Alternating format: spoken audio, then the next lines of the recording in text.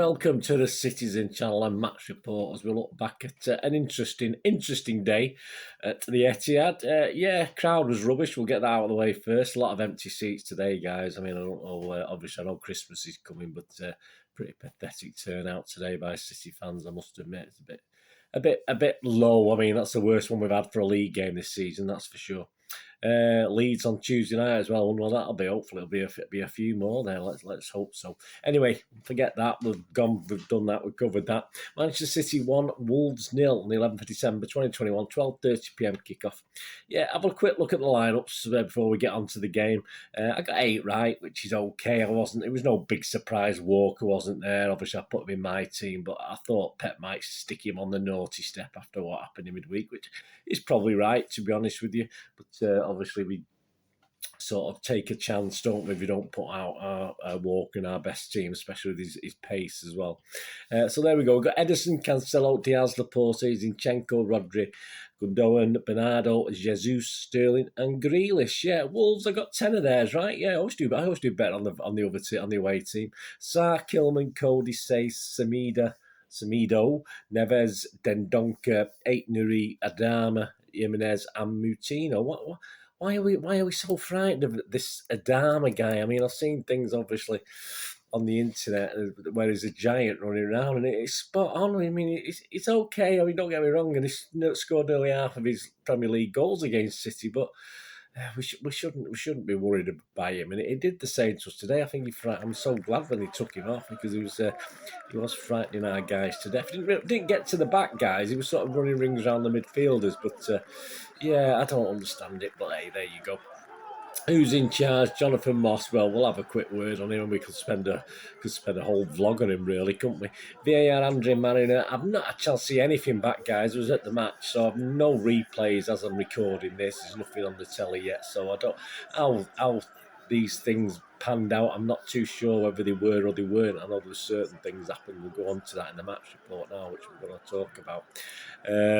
So obviously the VAR, I just don't know. I mean, the VAR, all I know is once the ref decides to do something, there has to be enough to change his mind, isn't there? So, as I say, I don't know. We'll be interested to see anyway later on when the highlights do come out.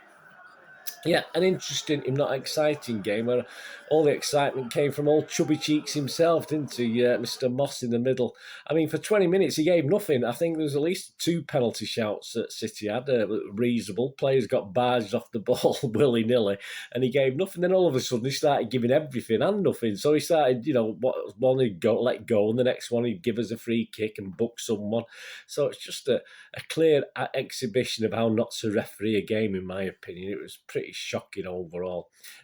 Wolves did what Wolves do. We knew what they were going to do for most of the game. Obviously, they got forced into it for the second half, of course, with what happened. But they defended. They did waste time. I mean, there were certain clashes, which obviously wasn't a matter of wasting time, making sure the players are all right. But other players were going down as though they'd been shot all over the pitch. So there you go. And when we did get through, keeper Sarr had a good game. There was clearances off the line, etc. Add to that 1 or 2 woeful finishes, certainly from one gentleman we'll mention in a minute. One of the only things Moss got right, perhaps, was the sending off. I mean, he was an absolute idiot. In the same way Walker was an idiot last week, Jimenez was an absolute idiot. Just been booked, and just to do what he did, I'm sorry, he totally deserved to be sent off. Would all referees have done it? I'm not too sure. They probably would have, but they should do, because he was such a prat. And obviously, I know he's come back and he's had that head injury, but perhaps obviously he needs to... I don't know what's happened there. It's just pathetic, and I wouldn't have applauded him as fans. I wouldn't have congratulated him when he went off or anything like that. I just thought he was stupid and thoroughly deserved to get sent off. So 0-0 at half time. Moss had, as I said, turned down a couple of City appeals for penalties in that first half. There was what I thought was a handball up our end, the south stand end, and because the defender, it sort of hit the defender, but the defender was very sheepish. He sort of strolled off, hoping no one had noticed. So and it wasn't even checked. Jonathan Moss just waved it away and got on with it. So I mean, I don't know what the other one was like. That was a handball, but that was certainly whether that'll be shown anywhere. I'm not too sure. It's probably towards the end of the first half. I'm not too. I can't remember the actual minute now, but it looks as though the defender handballed it to me, and he did look very sheepish. But hey, there you go. But he did see the other handball, didn't he? As I said, whether it was or not, I have no idea.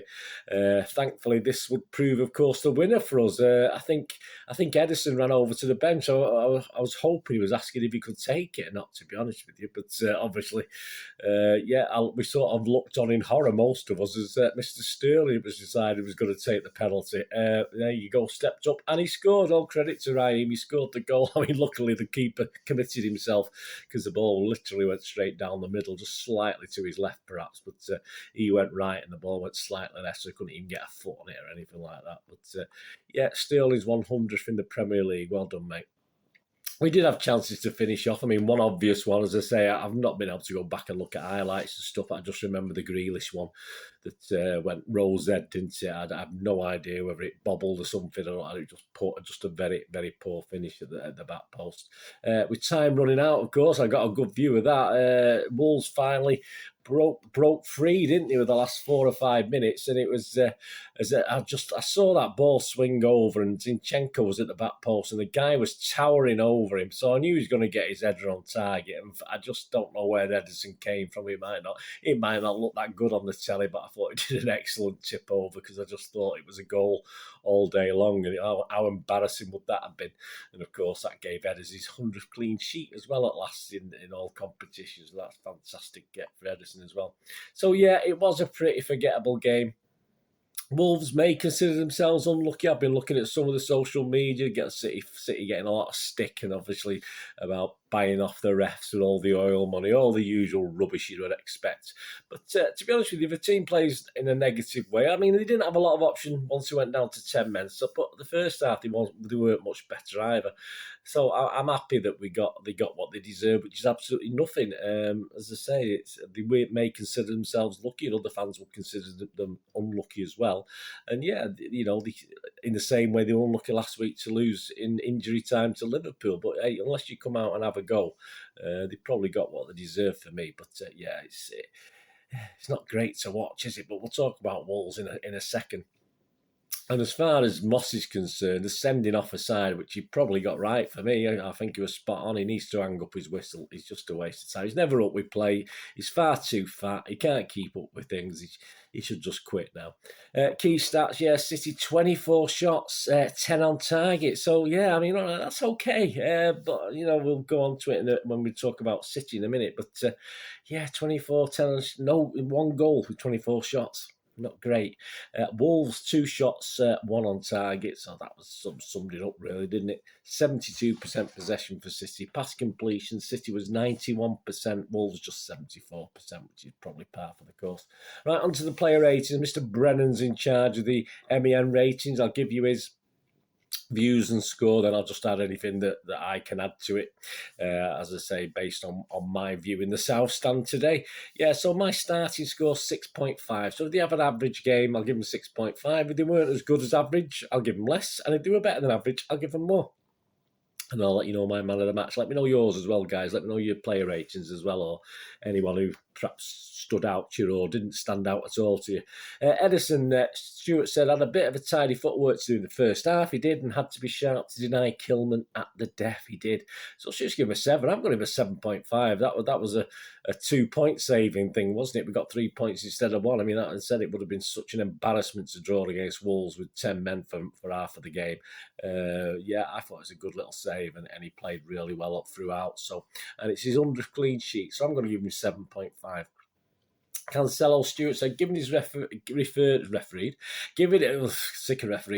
his preferred right back slots, he had a mixed bag, but the good outweighed the bad. Yeah, he's given a 7. I have to agree with that, to be honest with you. There's one where the Wolves player was trying to get through in the second half, and he just casually flicked it over his head and beat the Wolves. That was nice to see. And there's a couple of other nice things, but said it wasn't his most incisive game going forward. But I'll have to give him a 7. I thought it was okay. Ruben Diaz, Stewart said, didn't give Traore a sniff, and the perfect combination of muscle and concentration. So give him a 7. I give him a 7 as well. Although I thought other people were sort of coping with Traore more than perhaps Ruben Diaz did, but very solid. I thought Aymeric Laporte, who we're going to talk about now, was actually a little bit better today than Diaz, so I'll give Diaz a 7 anyway. Aymeric Laporte, no real defending to do, says Stuart, but his passing between the lines was impeccable. It was. So Stuart's given him a 7. I'll give him a 7.5. I said I thought it was slightly better than Diaz today, his partner, which is unusual. So we'll give him a 7.5. Zinchenko, Stuart said, played high up the pitch in his usual neat and tidy self with no eye-catching moments. So I'll give him a 6. Yeah, I've given him a 6, but I thought it was a bit weak for me.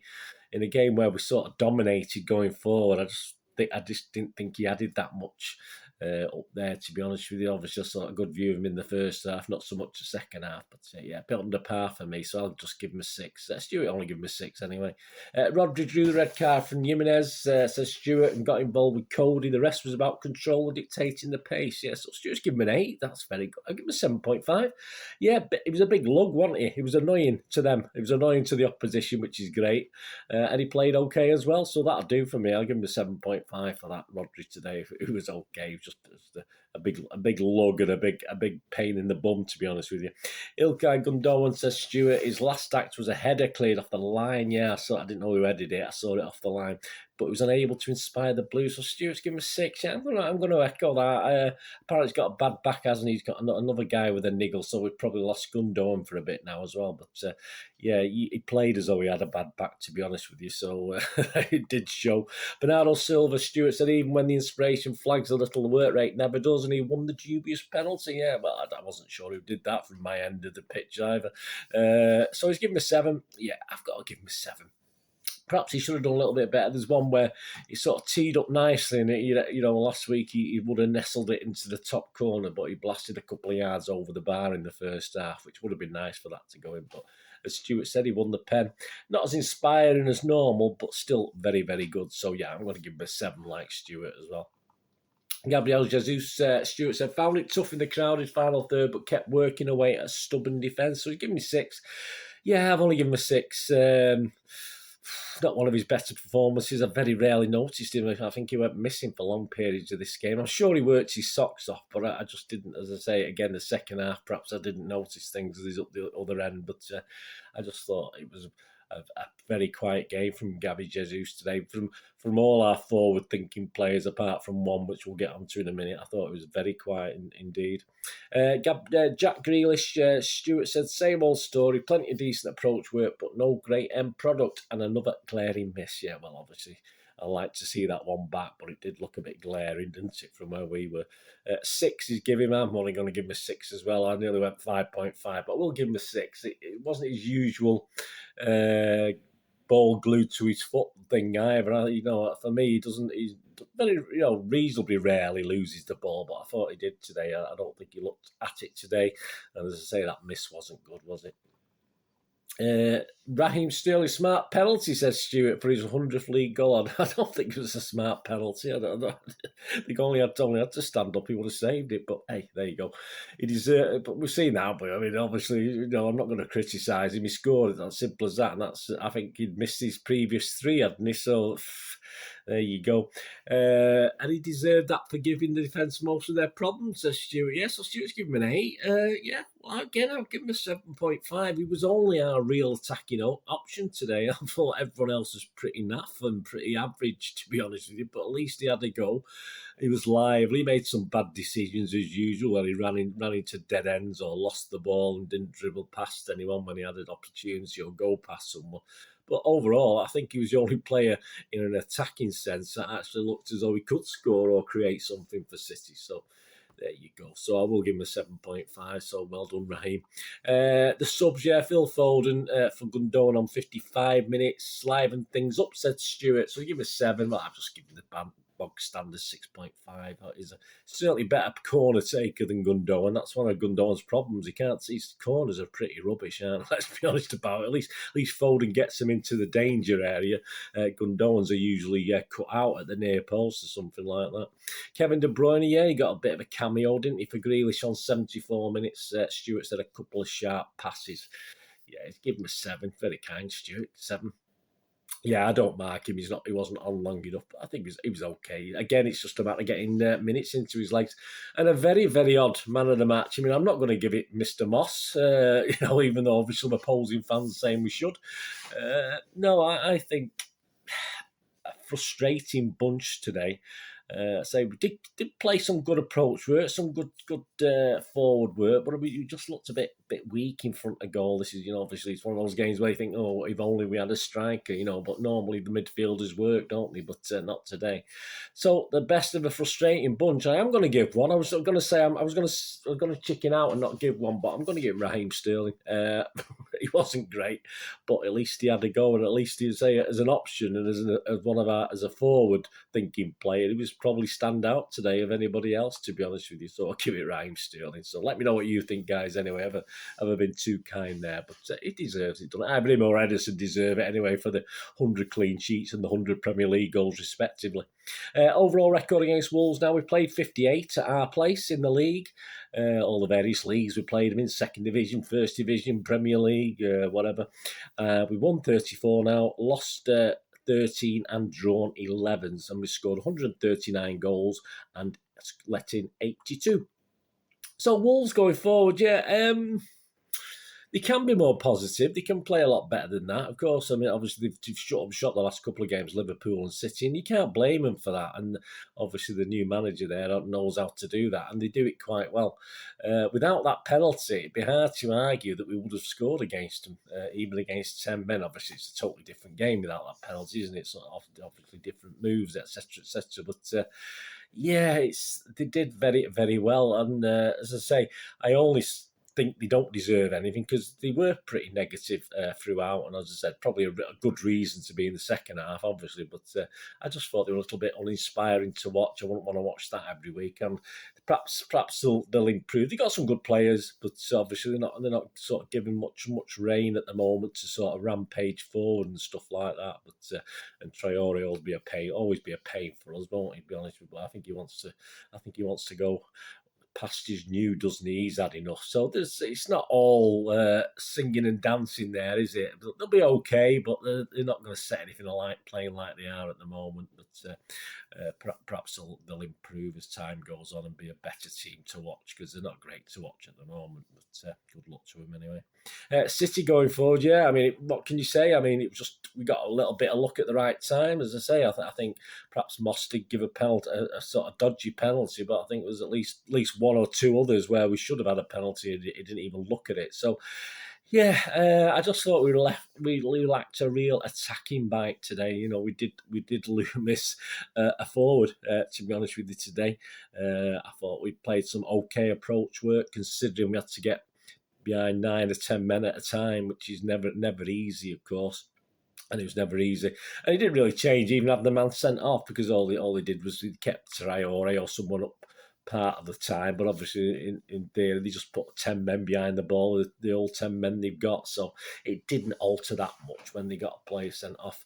But we ground out a win. That's what we got to do. We weren't at it today, unfortunately. It's a little bit of a worry. But as I've said before, we can still go up a gear or two, and we're still top of the table. So that's still a good sign. We've still got good winnable games. We'll get a revenge on Leeds hopefully next week for how they beat us last year, and obviously no one in the stadium then, but hopefully we'll give them a good seeing to on Tuesday. We'll be a lot brighter, but I expect Walker to come back in as well. I think he'll be taken off that naughty step. But we'll have to just move. It's 3 points. That's all we can say. It wasn't by any means our best performance. Let me know what you think, guys. Anyway, as I said, it was okay. We'll take that. We'll take that as it is, and we'll stay top. And that'll do. That'll do for now. But we have to improve a little bit. Certain players have to step up who aren't currently stepping up, I don't think. But I thought we played overall pretty well. I just thought we looked what we are, a team with no attacking no attackers today, which is bound to happen at time to time, isn't it? Because we haven't got any attackers. So there you go.